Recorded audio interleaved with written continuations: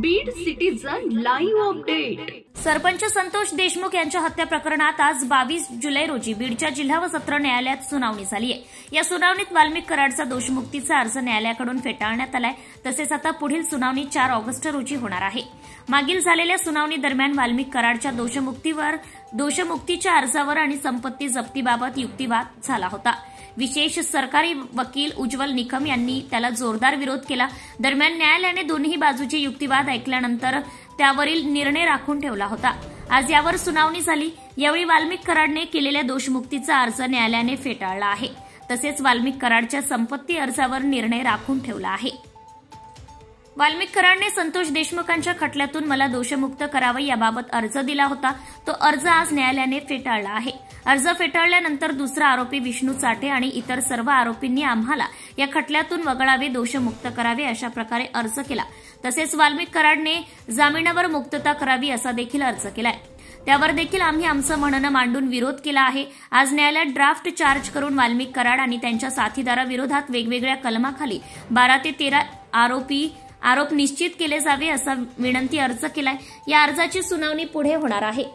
देशमुख हत्या प्रकरणातील आरोपींनी जे दोषमुक्तीचे अर्ज केले होते ते उशिरा दाखल केले आहे। आरोपपत्र दाखल केल्यानंतर 2 महिन्यात अर्ज करणे अपेक्षित होतं, मात्र त्यांनी तो अर्ज केला नव्हता।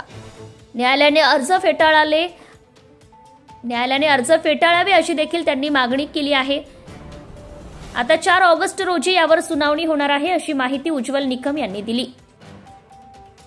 वाल्मिक कराडच्या दोषमुक्तीच्या अर्जावर उच्च न्यायालयात दाद मागणार असं वाल्मिक कराडचे वकील विकास खाडे म्हणाले।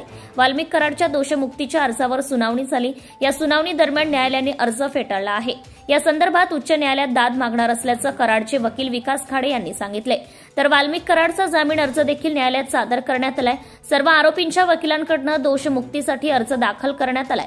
संपत्ती जप्तीबाबत दोन्ही पक्षाचा युक्तिवाद झाला। आम्ही जे बँक खाते गोठवण्यात आले त्यावरील निर्बंध उठवण्याबाबत बाजू मांडली। याबाबत सुनावणी झाली। पुढील तारखेला याबाबत न्यायालय निर्णय देईल असं विकास खाडे यांनी सांगितले। आज न्यायालयामध्ये मी ड्राफ्ट चार्ज न्यायालयाने कोणत्या पद्धतीने आरोप त्याच्यावरती दाखल करावे याकरता न्यायालयाच्या मदतीसाठी आम्ही कोर्टात आज ड्राफ्ट चार्ज दिलेला आहे आणि आरोपी वाल्मिक कराड व त्याचे इतर साथीदार यांच्याविरुद्ध वेगवेगळ्या कलमाखाली 12 ते 13 आरोप ठेवण्यात यावे, निश्चित करावेत अशा तऱ्हेचा विनंती अर्ज केलेला आहे।